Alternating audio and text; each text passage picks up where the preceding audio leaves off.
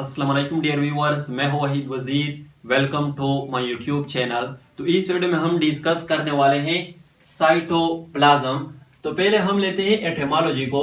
Etymology का मतलब ये है कि ये जो टर्म है साइटोप्लाज्म, ये कहाँ से आया है और इसका मतलब क्या है। तो साइटोप्लाज्म जो है ये डिराइव्ड हुआ है टू ग्रीक वर्ड से। साइटो जो है, साइटो ये डिराइव्ड हुआ है ग्रीक वर्ड काइटोस से, जिसका मतलब है सेल। और प्लाज्म जो है ये डिराइव्ड हुआ है ग्रीक वर्ड प्लाज्मा से, जिसका मतलब है समथिंग मोल्डेड। ये जो टर्म है साइटोप्लाज्म, इसको for the first time use किया था ह्यूगो वन मोल ने 1835 में। ह्यूगो वन मोल जो था ये एक बोटेनिस्ट था। साइटोप्लाज्म को हम किस तरह डिफाइन करते हैं? The gel like are semi solid part of cell located between cell membrane and nuclear membrane is called cytoplasm.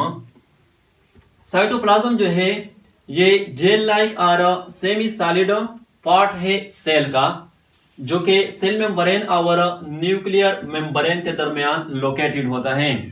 Gel like और सेमी सॉलिड का मतलब ये है कि ये जो साइटोप्लाज्म है ये ना कंप्लीटली लिक्विड फॉर्म में होता है और ना कंप्लीटली सॉलिड फॉर्म में होता है।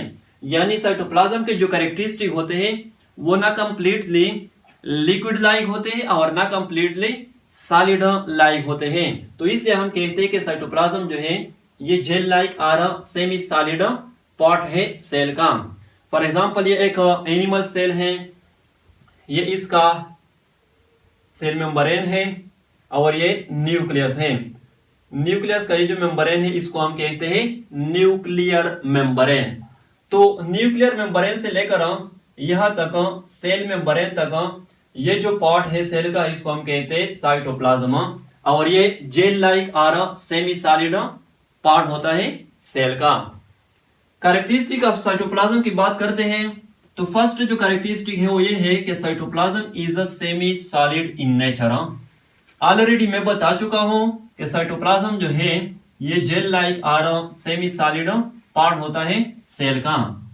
सेकंड जो कैरेक्टरिस्टिक है वो ये है कि साइटोप्लाज्म में अप्रोक्सीमेटली 70 to 80% वाटर होते हैं। थर्ड कैरेक्टरिस्टिक ये है कि साइटोप्लाज्म जो है ये कलरलेस होता है, क्योंकि साइटोप्लाज्म में 70 to 80% वाटर होते हैं और वाटर जो है ये कलरलेस होते हैं। तो इसलिए जो साइटोप्लाज्म होता है ये कलरलेस होता है। कुछ ऐसे सेल है जिसका जो साइटोप्लाज्म होता है वो कलर होता है due to presence of different type of pigments. For example plant के कुछ ऐसे सेल है जिसका जो साइटोप्लाज्म होता है वो कलर होता है due to presence of chlorophyll और एंथोसायनिन। इस तरह कुछ ऐसे माइक्रो ऑर्गेनिज्म भी हैं जिसके सेल का जो साइटोप्लाज्म होता है वो कलर होता है due to presence of different types of pigments. लेकिन यूजुअली जो साइटोप्लाज्म होता है वो कलरलेस होता है।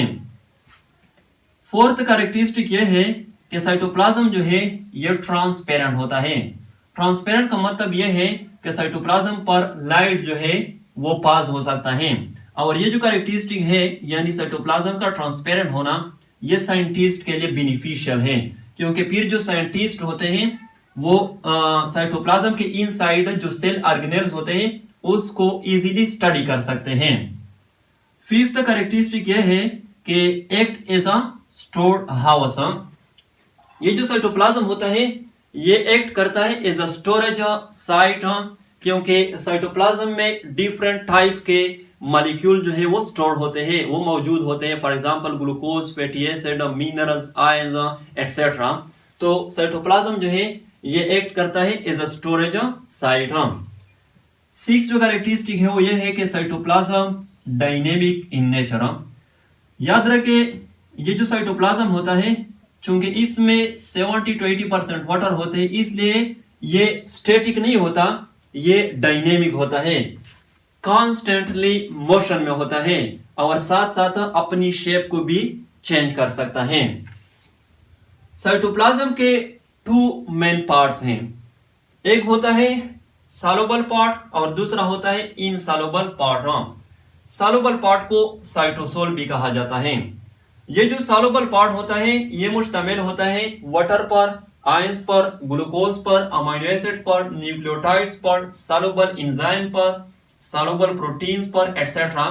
और ये सब जो होते हैं ये सॉल्यूशन की फॉर्म में होते हैं जिसमें वाटर जो है ये एज अ सॉल्वेंट यूज होते हैं।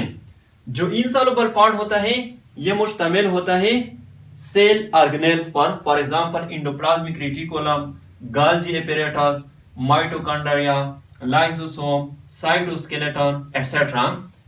यहां पर प्लाज्मा से मुराद soluble part of the cytoplasm है। अब हम आते हैं फंक्शन ऑफ साइटोप्लाज्म की तरफ कि साइटोप्लाज्म के कौन कौन से फंक्शन हो सकते हैं। तो फर्स्ट जो फंक्शन है साइटोप्लाज्म का वो है मेटाबॉलिक रिएक्शन।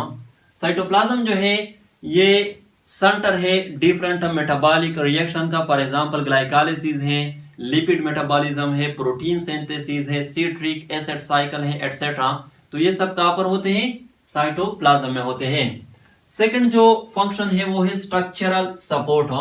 साइटोप्लाज्म जो है ये सेल को स्ट्रक्चरल सपोर्ट भी प्रोवाइड करता है, मैकेनिकल सपोर्ट भी प्रोवाइड करता है।